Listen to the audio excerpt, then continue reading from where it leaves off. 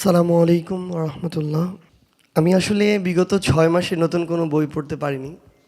তো আমি যখন প্রথমেই অনেকদিন পর একটা নতুন বই হাতে নিলাম, তো এটা তো শুধু বই বললে আসলে বলাটা কিছুটা ভুলও হবে। পবিত্র কোরআন মাজিদের একটা সারমর্ম চোখের সামনে।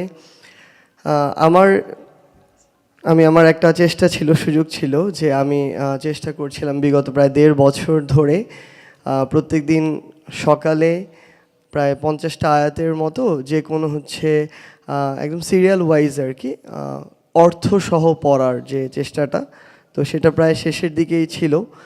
তো সেই জায়গায় আমি যখন এই বইটা হাতে নিলাম, আমি দুইটার মধ্যে একটু পার্থক্য করছিলাম আর কি।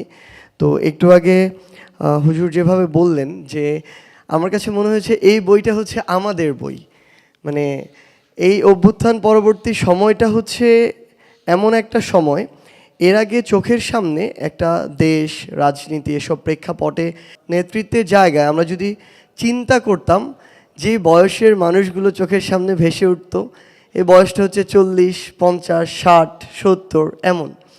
বাট এখন যখন আমরা এই চিন্তাটা করি, আমাদের মাঝে এমন কিছু চরিত্র থাকলেও আমাদের মাঝে এই 20 থেকে 30 এই বয়সের কিছু চরিত্র ভেসে ওঠে।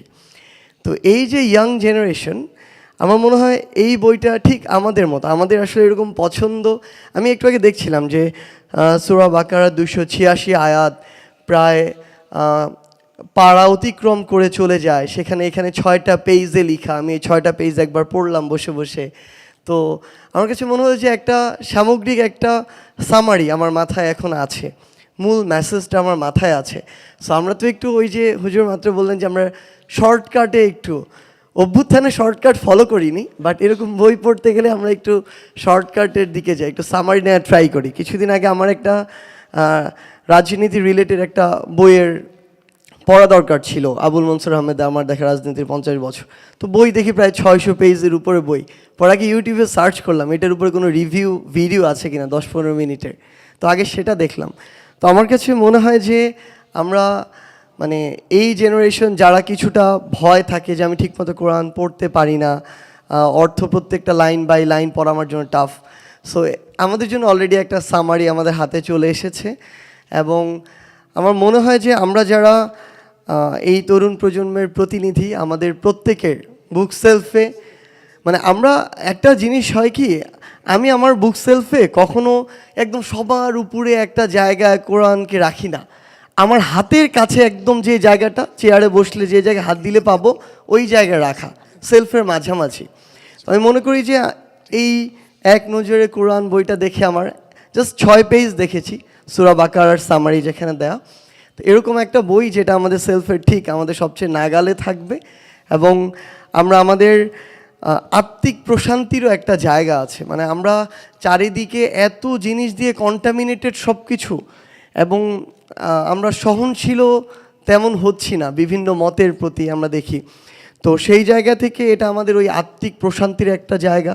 এই এক নজরে কোরআন আমাদের নিজেদেরকে সমৃদ্ধ করার জায়গা, এবং সবচেয়ে গুরুত্বপূর্ণ হচ্ছে আমাদের স্কুল কলেজ লেভেলের যা স্টুডেন্ট, তাদের সামনে যখন এরকম রঙিন বই বিভিন্ন ডিজাইনের সামনে থাকে, তখন এটা ইন্টারেস্টিং লাগে আমাদের কাছে। তো আমার মনে হয় যে আমরা আগামীর বাংলাদেশকে যে জায়গায় স্বপ্নটা দেখি, তরুণ প্রজন্মকে যে জায়গায় দেখতে চাই, এই তরুণ প্রজন্ম কিন্তু অনেক জায়গায় অনেক রকম কথা বলতে পারে, ট্রু, কিন্তু ইসলামের প্রশ্নে, আমার নবী মহানবী সাল্লাল্লাহু আলাইহি সাল্লামের প্রশ্নে, ইসলামিক মূল্যবোধের প্রশ্নে বিন্দুমাত্র কোথাও এদিক থেকে ওদিক হলে সবাই একসাথে জেগে ওঠে। সো এই জায়গাটা খুবই ইম্পর্টেন্ট, এবং এই জায়গায় আমাদের ভিতর থেকে আরও ওন করা, জেনে শুনে পড়াশোনা করে ওন করার জন্য আমার মনে হয় এটা আমাদের একটা সহজ পাঠ হয়ে থাকবে। এবং স্কুল কলেজে যারা স্টুডেন্ট, তাদেরকে অ্যাট্রাক্ট করা, তাদের কাছে পৌঁছে দেওয়ার জন্য আমরা আমাদের জায়গা থেকে এইটুকু দায়িত্বও নিচ্ছি যে আমরা এই কাজটুকু করব। এবং আপনারা আমাদের জন্য দোয়া করবেন। আমরা ভুল করছি, ভুল থেকে শিখছি, কিন্তু আমার শেখার এই মানসিকতা আমাদের আছে। আমাদের জন্য দোয়া করবেন। আমরা বিশ্বাস করি খুব বেশি দিন নয়, হয়তো 1 থেকে 2 মাসের মধ্যে এক নজরে কোরআন বাংলাদেশের প্রত্যেকটি ঘরে থাকবে।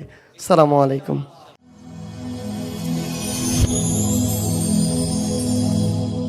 Rose TV 24. Enjoy by listening to the Holy Quran.